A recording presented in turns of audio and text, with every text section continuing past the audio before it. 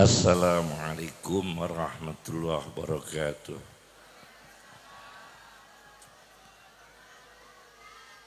Bismillahirrahmanirrahim. Hamdan lillah. Salatan wa salaman jilid 2. Kiai Haji Saifuddin Zuhri mengatakan bahwa Kiai Haji Abdul Wahab Hasbuah itu pelopor Hizbullah dan Sabilillah. Ada dua istilah ini ya. Mempelopori wujudnya Hizbullah yang artinya barisannya Allah. Kemudian laskar ya, semacam laskar Sabilillah di jalan Allah. Yang kedua masa revolusi. Kedua-duanya ini berarti tersirat di situ adalah perjuangan. Karena tidak ada kata Hizbullah kecuali yang aktivitasnya perjuangan. Barisan Allah. Sabilillah, perjuangan di jalan Allah. Menurut Profesor Yusuf Qaradawi di dalam disertasi doktornya Fiqhus Zakah, yang membedakan itu fi dan an, kata imbuhannya itu. Kalau perjuangan di jalan Allah itu kata sambungnya fi sabilillah. Di dalam jalan Allah itu perjuang. Perjuangan di pesantren itu fi sabilillah.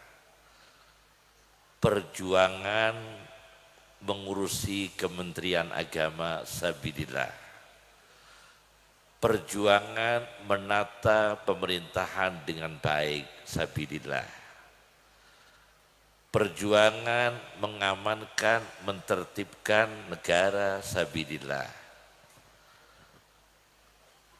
Kalau jauh dari jalan Allah itu kata sambungnya an sabilillah, pakai an.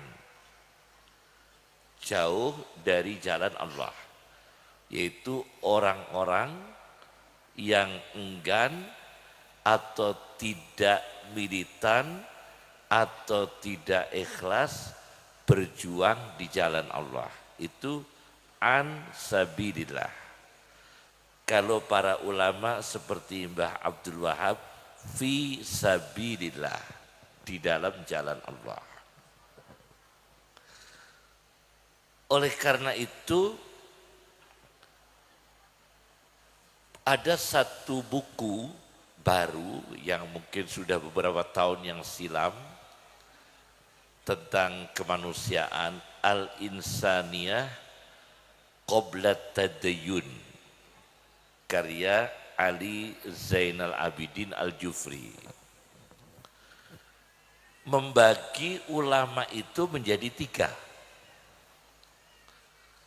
Mana yang berjuang di jalan Allah, mana yang jauh dari jalan Allah. Supaya mengkader, menginspirasi bahwa hab ini ke ulama yang berikutnya. Ke para kiai, para asatid, termasuk kita-kita ini yang embrionya para kiai atau cicit-cicitnya para ulama. Ulama yang pertama adalah ulama usya'bi. Ulama yang mencari popularitas hanya dengan nafsunya rakyat. Jadi bukan bijaksananya rakyat, tapi nafsu. Rakyat itu belum tentu bijaksana secara individu. Nah, ulama ini dia tidak berlaku dengan adil. Semua kebijakan pemerintah dianggap salah semua. Jadi salah semua. Semua kebijakan pemerintah dianggap salah semua.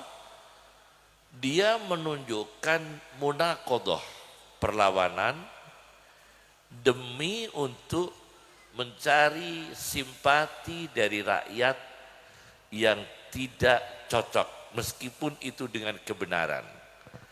Jadi kalau ahli sunnah itu enggak, kalau memang benar ya tetap dibenarkan, kalau salah dinasihati atau diluruskan. Tapi kalau ulama ini enggak, pokoknya semua kebijakan pemerintah salah semua. Itu disebut oleh Ali Zainal Abidin dengan sebutan ulama usyabi. Ulama yang hanya nafsunya rakyat yang tidak bijaksana. Itu satu. Yang kedua terbalik ini. Yaitu ulama usultan. Ulama yang dia itu membabi buta, pokoknya pemerintah benar semua. Nah, ini juga nggak benar. Kebijaksanaan pemerintah meskipun itu menabrak nilai kemanusiaan, menabrak agama, menabrak misalnya nilai-nilai insaniah, naluri, dia anggap benar semua. Tidak ada kebijakan pemerintah yang salah. Semua benar. Ini ulama sultan namanya. Dan tipologi ulama ini menjilat. Ini dalam penelitiannya ya. Jadi kita harus imbang. Jadi menganggap benar semua juga enggak, salah semua juga enggak. Yang ketiga, nah ini yang Wahhab ini. Yang Wahhab yang ketiga ini. Para kiai sesepuh, para ulama-ulama dulu yang arif, yaitu ulama usyariah. Ulama yang seluruh perkataannya, ucapannya, fatwanya dengan pertimbangan syariah. Jadi kalau rakyatnya memang yang salah, ya diluruskan. Kalau memang pemerintahnya yang salah, ya diluruskan. Dengan menjaga marwah dan kehormatan masing-masing. Kehormatan rakyat juga dijaga, kehormatan penguasa juga dijaga. Dengan menasihati, dengan pertimbangan syariah. Itu namanya ulama usyariah. Dalam perjalanan catatan sejarah, Mbah Kiai Abdul Wahab telah melakukan, kalau memang pemerintahnya yang salah, Mbah Abdul Wahab menasihati, kiai-kiai dulu menasihati. Kalau memang rakyatnya yang salah, ya dibina, dibimbing dengan baik. Karena tidak mungkin semua salah, semua benar.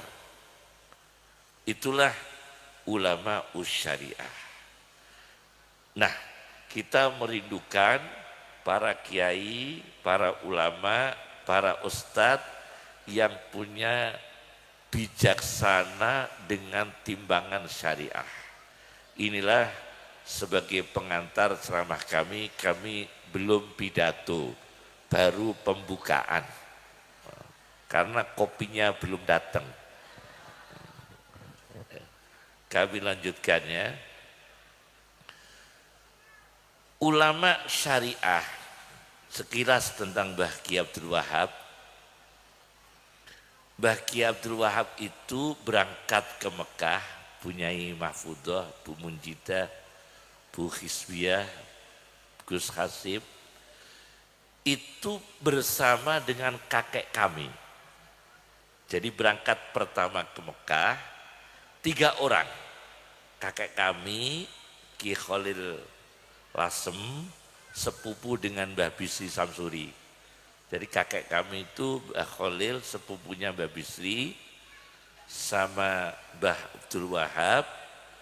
Satu lagi punya Gus Kasim, Kiai Haji Mas Mansur, tokoh Muhammadiyah. Satu kapal. Itu belum pertama kali mondok. Jadi perjalanan ke kapal 3 orang itu. Kiai Haji Mas Mansur, Kiai Haji Mbah Abdul Wahab Hasbullah, yang satu tokoh Muhammadiyah, yang satu tokoh NU, kemudian kakek saya Ki Khalil.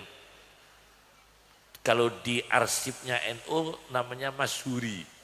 9 ulama besar yang memperkasai NU, Masyhuri Lasem, itu kakek saya. Bapaknya bapak saya. Masyhuri itu nama Khalil, diganti Khalil Masyhuri.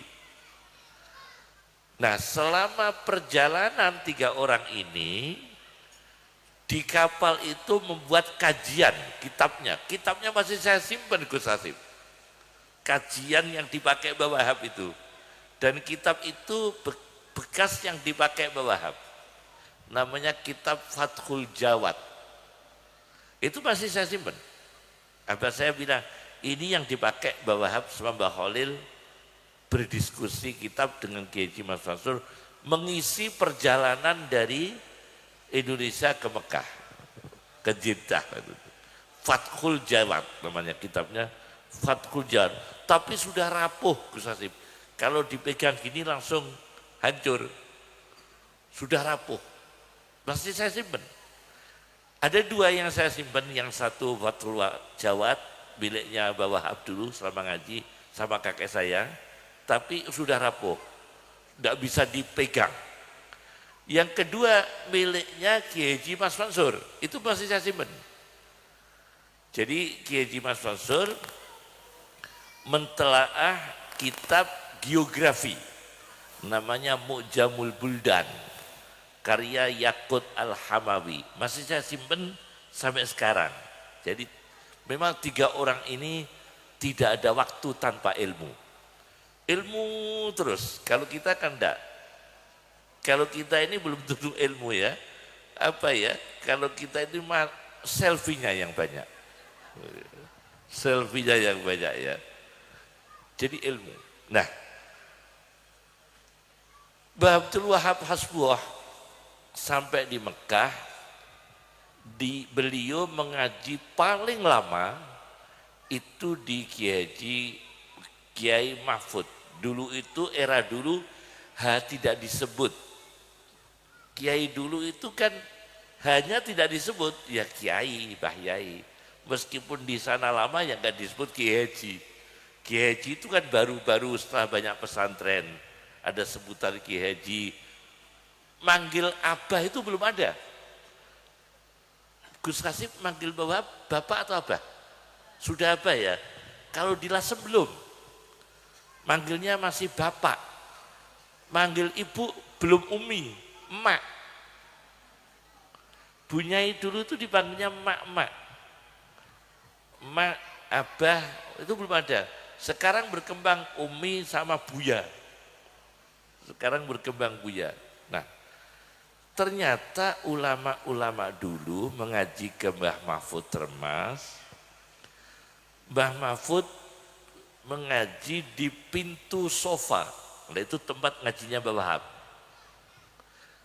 Karena ada data dari Syekh Muhammad Yasin bin Isa Al-Fadani, ulama besar Indonesia, itu ada sanad ilmu dari Mbah Wahab. Beliau ulama terakhir Indonesia yang mewakili di internasional, ya, adalah Kiai Syekh Muhammad Yasin bin Isa Al-Fadani. Itu ada catatan sanad beliau ijazah dari Mbah Abdul Wahab Hasbullah dan ditulis oleh Syekh Yasin sendiri, ditulis, ada bukunya. Nah, Mbah Abdul Wahab mengaji lama di Mbah Mahfud Termas, asli Termas Pacitan tapi netap di Makkah. ngajinya di pintu sofa. Jadi kalau kita sofa Marwah, sofa itu tempat ngajinya orang-orang Indonesia. Mbah Hasyim Asy'ari di situ, kakek saya, Mbah Baidowi Lasem, Mbah Bisri Samsuri, di situ semua. Kiai Abdul Karim Lirboyo itu ngajinya di pintu sofa semua. Karena itu tempat mengajarnya Syekh Mahfud At-Turmusi. Di situ mengajarnya. Apa yang menginspirasikan sampai menjadi ulama syariat? Ternyata untuk menjadi ulama syariat itu, mohon maaf, rezekinya harus steril.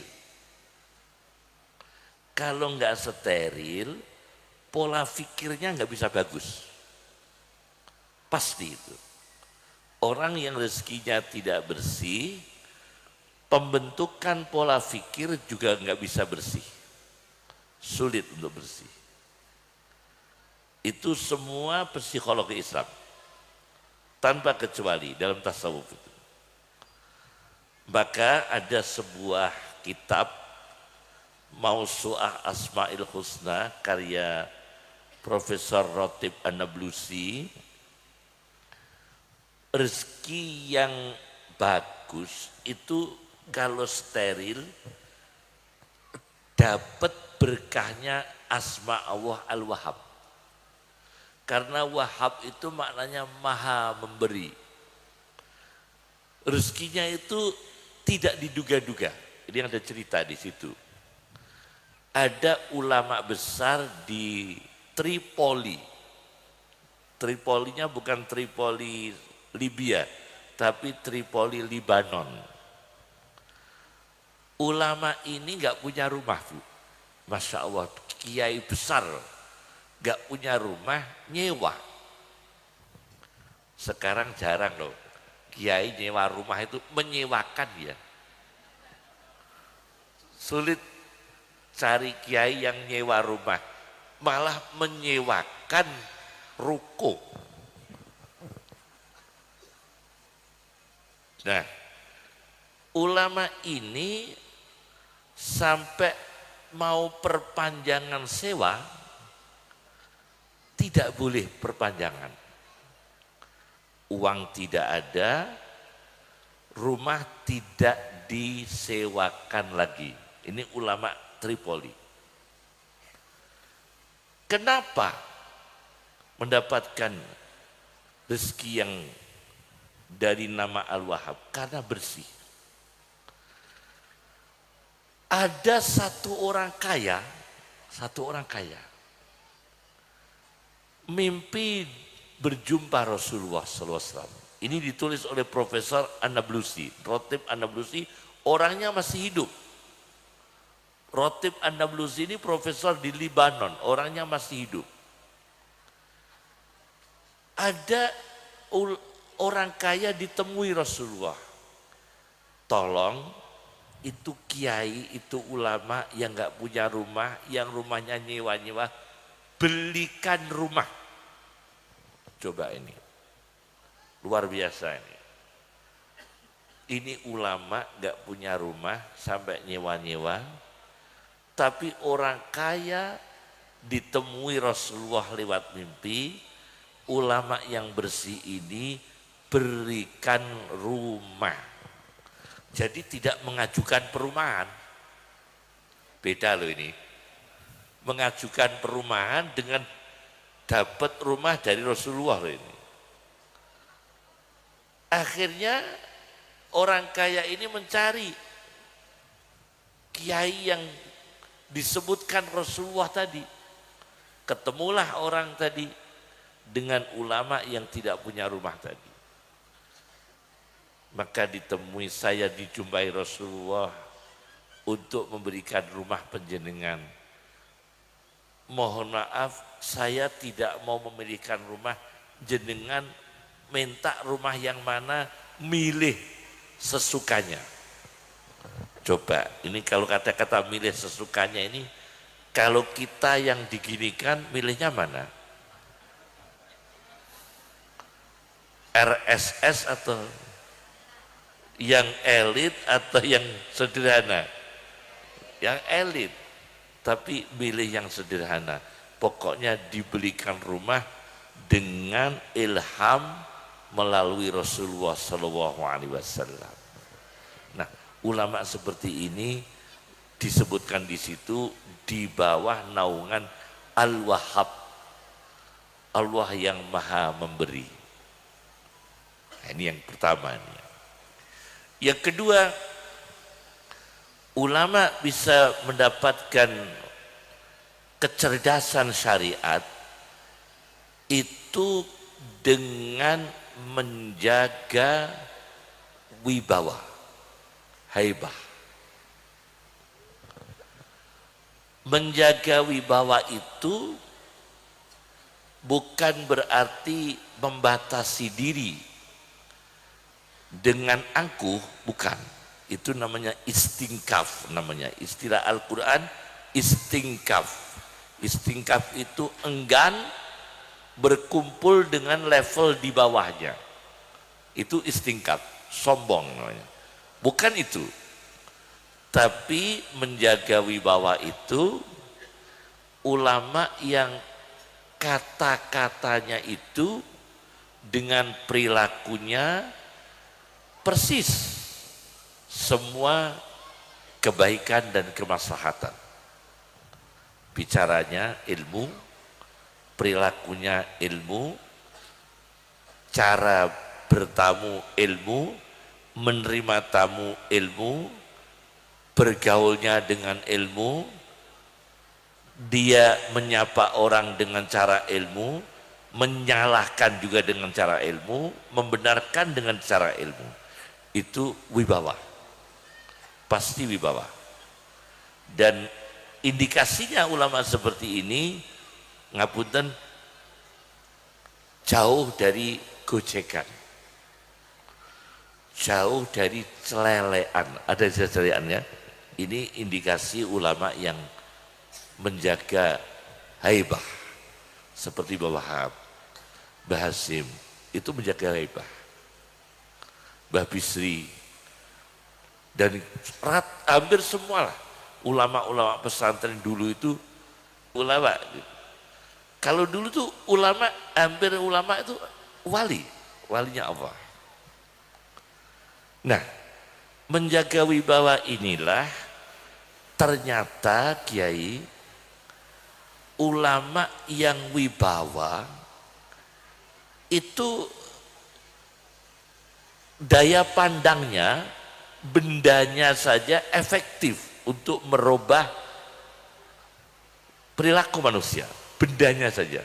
Misalnya ini ada sebuah buku, sebuah kitab namanya Unsul Muhadarah. Ada 20 orang penjahat, kriminal, 20 orang. 20 orang ini akhlaknya nggak bagus. Sedang memegang buah semangka di pasar. Ulama besar namanya Bishr Al-Hafi memegang buah semangka, dipegang. Bishr Al-Hafi ini ulama sufi, ulama besar sufi. Begitu Bishr Al-Hafi pergi, orang ini, orang yang jahat ini cepat-cepat membeli semangka itu karena ingin mendapatkan berkah dari Allah melalui semangka yang disentuh oleh tangannya Bishr Al-Hafi. Akhirnya semangka itu dibeli dengan harga yang semahal-mahalnya.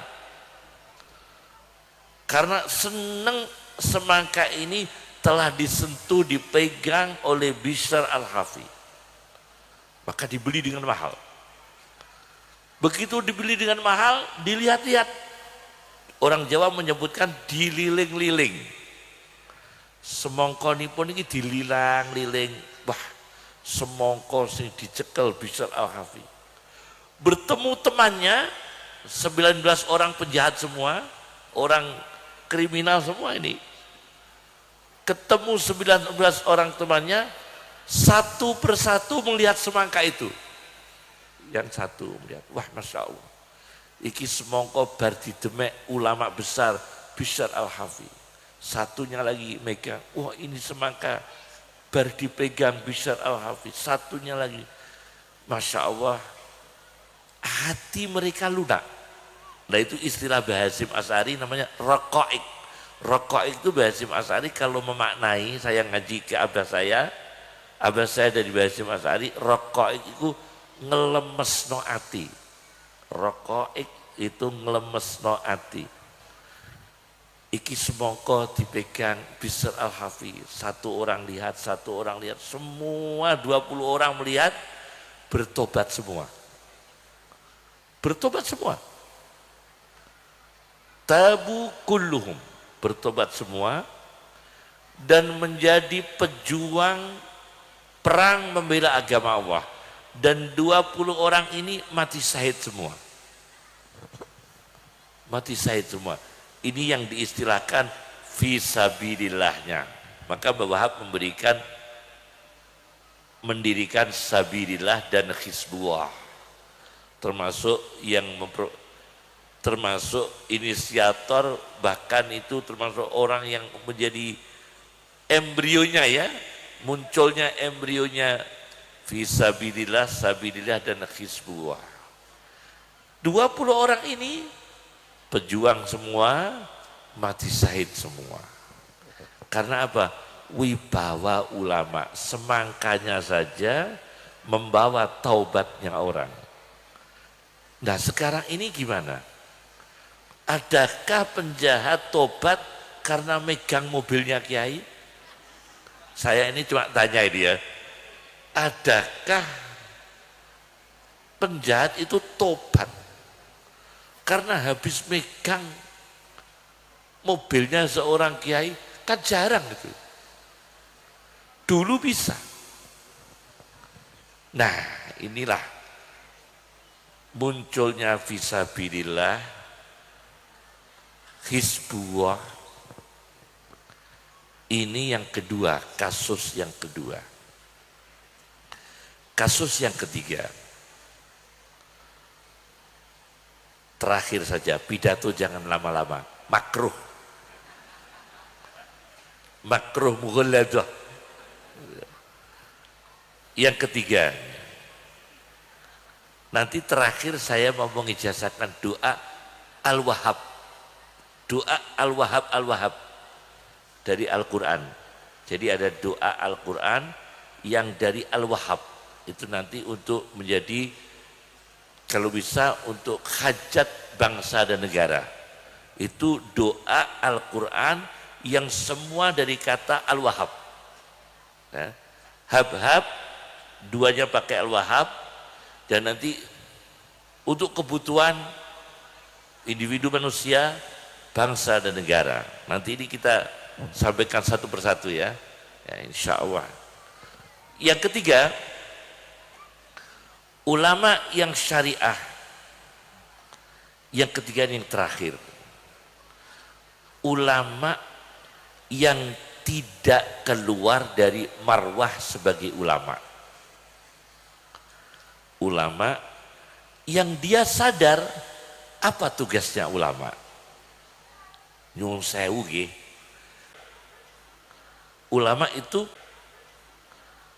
itu sulit tepat langkahnya dalam berpolitik.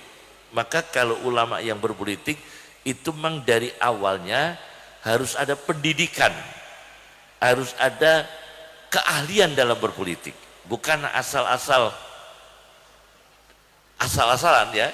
Kalau bukan ahlinya, boleh ulama yang berpolitik, tapi memang dia latar belakangnya ahli berpolitik.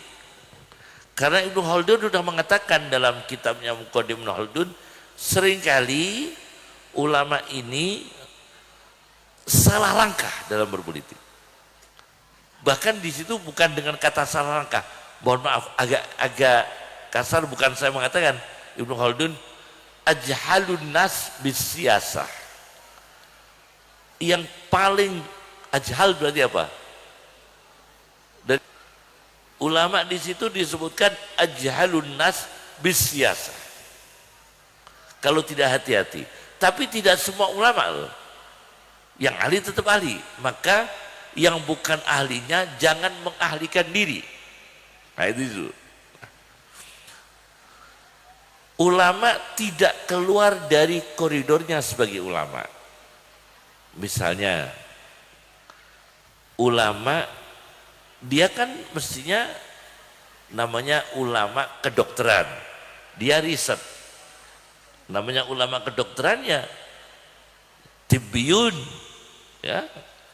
Ulama arsitek ya muhandisun. Ulama geografi, geografiyun, ya.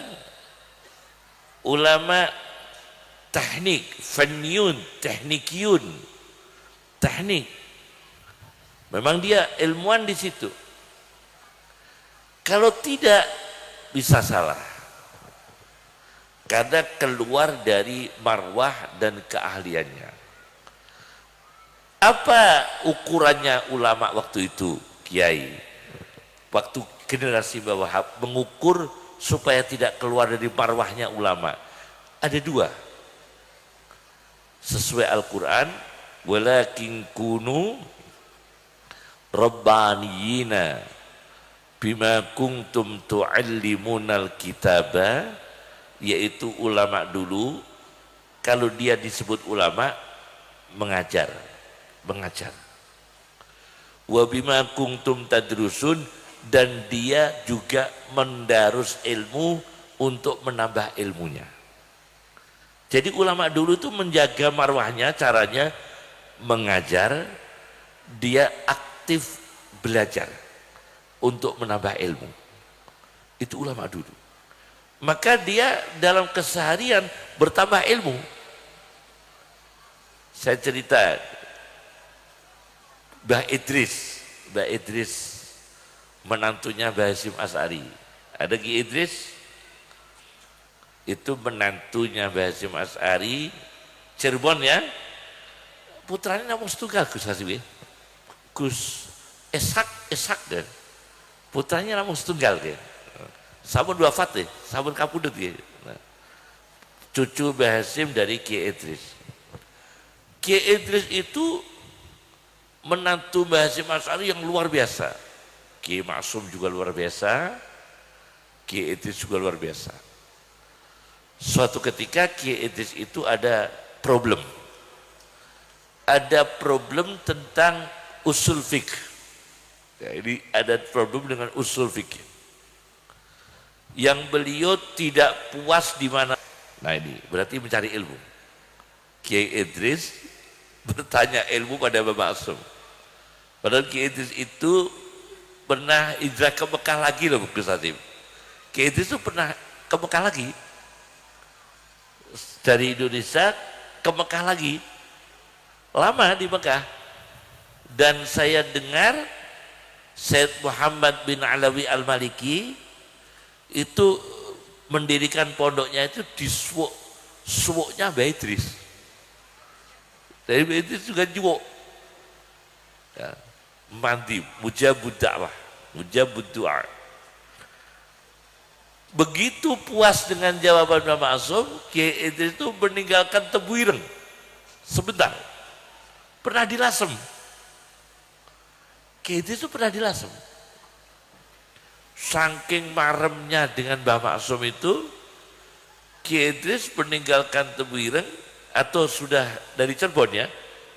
Ingat saya dari Tebu Ireng karena abah saya yang khidmah. Meninggalkan Tebu Ireng di Lasem selama Ramadan, ditinggalkan.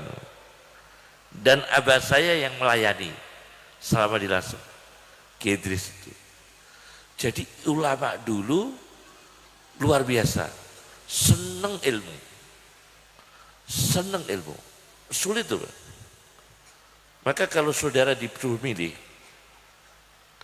surat-surat Quran dengan surat tanah, marmanya.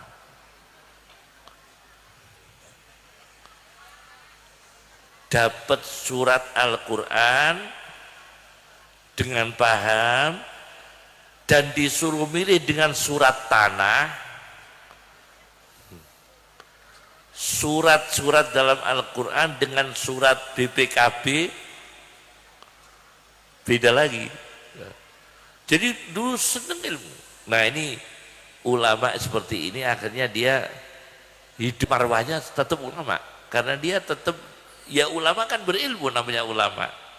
Bima kuntum tu'allimunal kitaba, dia mengajarkan ilmu, wa bima kuntum tadrusun, dia mendarus ilmu. Itu ulama. Semoga kita bisa niru cek sidik-sidik kita yang muda-muda ini, niru dengan kebaikan orang-orang tua kita yang mungkin kita nggak bisa menjangkaunya, tapi paling tidak sedikit-sedikit kita meniru. Pokoknya mengajar, cek mulang opo ae, cek mulang opo ae semua bagus, karena itu ilmu. Kalau ilmu itu bermanfaat, diridhoi Allah, kita ajarkan dan kita tidak berhenti belajar. Profesor kedokterannya anak sekarang dengan kedokterannya anak dulu kan beda. Anak dulu kedokterannya di memori, obat-obat hafal di memori karena nggak ada Google, nggak ada laptop, di memori. Sekarang kedokteran generasi sekarang obat lupa dia, obat apa ini? Dipek buka dulu laptopnya baru ketemu, nggak di memori. Sudah beda. Yang dulu masih di memori. Generasi Pak Dokter siapa ini? Pak Dokter siapa? Nah ini Pak Dokter Jombang ini, sahabat saya ini. Generasi-generasi dulu. Ulama dulu di memori, ilmunya di memori. Sekarang Bahsul Masail buka PDF, ilmunya sudah tidak di memori kan? Beda, bukan di memori. Ya tetap mending daripada enggak, ya, tetap mending daripada enggak. Ya. Itulah untuk menjaga kelangsungan ulama sesuai dengan cita-cita Kiai Haji Abdul Wahab Hasbullah. Yang terakhir kami akan bacakan doa-doa yang berhubungan dengan Al-Wahhab. Al-Wahhab dalam Al-Quran, Wahhab, Allah Maha Memberi, itu disebut 3 kali. Wahhab itu dalam Al-Quran 3 kali. Ini ijazah, gak usah nggawa gula. Bahwa Wahhab ini nama Al-Wahhab, Allah Maha Memberi, dalam Al-Quran disebut 3 kali. Dan minta mauhabah, ilmu, rezeki, harta, pengetahuan, kesehatan yang datangnya dengan keajaiban. Itu namanya mauhabah.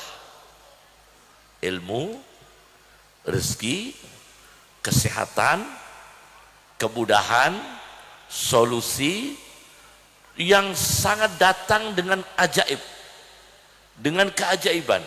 Itu dari Al-Wahhab, karena itu disebut mauhabah, pemberian robbaniyah. Ilmu laduni itu dari Al-Wahhab, namanya ilmu laduni itu dari Al-Wahhab, karena itu mauhabah, pemberian robbaniyah. Nah, memintanya kepada Allah itu dengan kata hab. Hab dari kata Al-Wahhab, wahaba. Hab, berikan ya Allah, berikan ya Allah. Nah, kalau Al-Wahhab 3 kali dalam Al-Quran, yang memintanya dengan kata hab, ya Allah berikan kepada kami, itu setidaknya di sini saya kumpulkan 7 kali. Saya sebutkan nomor-nomor ayatnya biar untuk dibaca untuk kemaslahatan bangsa dan negara. Agama, bangsa dan negara mendapatkan rahmat dari asma Allah Al-Wahhab. Ya, semoga dipakai ini Pertama, surat Ali Imran ayat 8. Di sini doanya mendapatkan rahmat dari Al-Wahhabnya Allah. Wahab lana min ladunka rahmah innaka antal wahhab. Dan berikanlah Allah kepada kita dari sisimu rahmat, sesungguhnya engkau ya Allah, engkau maha memberi rahmat untuk bangsa, agama, bangsa dan negara, rukun, damai, berjalan pemerintahan ini, bangsa ini dengan ridho Allah, jauh dari kriminal, jauh dari korupsi, dan tidak salah pilih preman, dibina, dibimbing, bukan untuk diberi kehormatan, sementara kehormatannya untuk para preman adalah dengan pembinaan menjadi orang baik. Itulah cara kehormatan kepada preman. Preman itu diberi kehormatan, caranya gimana? Dibimbing dengan baik. Begitu. Orang bodoh diberi kehormatan, caranya gimana? Diberikan ilmu. Orang tidak punya keterampilan diberi kehormatan, diberi keterampilan, bukan untuk disanjung-sanjung, bukan.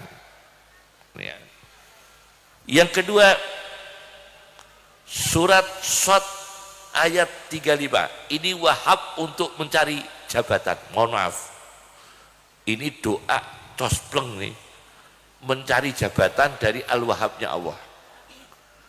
Ini doanya surat Shad ayat 35.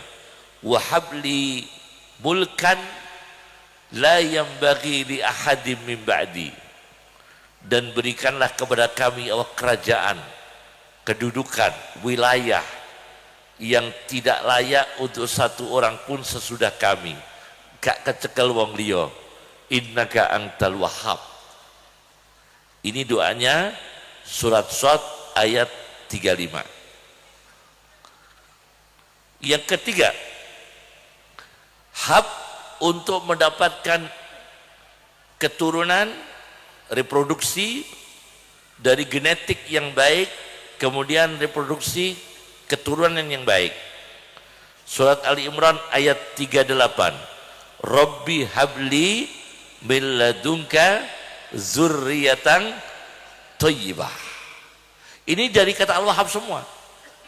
Wahai Tuhan kami, berikan kepada kami dari sisimu keturunan yang baik. Kita ingin punya keturunan yang baik, solihah, berilmu, berakhlak yang mulia, berakidah ahli sunnah wal jamaah. Yang keempat adalah mendapatkan penolong. Jadi di mana-mana banyak yang menolong. Itu juga dari Al-Wahhab. Di mana-mana banyak yang menolong. Ini di surat Maryam ayat 5. Fahabli min ladunka waliyah. Fahabli min ladunka waliyah. Surat Maryam ayat 5. Maka berikanlah ya Allah kepada kami dari sisimu orang yang rela, ikhlas menolong kami. Luar biasa. Dari Asma Al-Wahhab itu luar biasa. Ini kebutuhan orang hidup, kebutuhan bangsa dan negara. Nah. Yang kelima, Al-Furqan ayat 74. Rabbana hablana min azwajina wa zurriyatina qurrata ayunin. Kita hab ini dari Al-Wahhab. Rabbana hablana. Hab ini dari kata Al-Wahhab, dari kata wahaba. Berikan kepada kita dari sisimu, ya tidak ada kata dari sisimu, saya ralat. Rabbana hablana min azwajina, dari istri-istri kita, wa zurriyatina, keturunan kita, qurrata ayunin, yang menyejukkan mata, istri yang menyejukkan mata, anak yang menyejukkan mata. Ini Al-Furqan ayat 74. Yang keenam, yaitu kebijaksanaan. Itu juga Itu mauhabah, pemberian Allah dari Al-Wahhab. Dari asma Allah Al-Wahhab. Asy-Syu'ara ayat 83. Rabbi habli hukman. Rabbi habli hukman. Asy-Syu'ara ayat 83. Wahai Tuhan kami, berikan kepada kami bijaksana. Rabbi habli hukman. Yang terakhir yaitu As-Saffat ayat 100. Rabbi habli minas salihin. Ya Allah, berikan kepada kami keluarga yang soleh, santri yang soleh, menantu yang soleh, lingkungan yang soleh, kawan yang soleh, pembisnis yang soleh. Rabbi habli minas salihin. Orang-orang partai yang soleh, polisi yang soleh, tentara yang soleh, itu juga Rabbi habli minas salihin. 7 inilah kebutuhan hidup manusia, bangsa dan negara. Cukup dari kami. Assalamualaikum warahmatullahi wabarakatuh.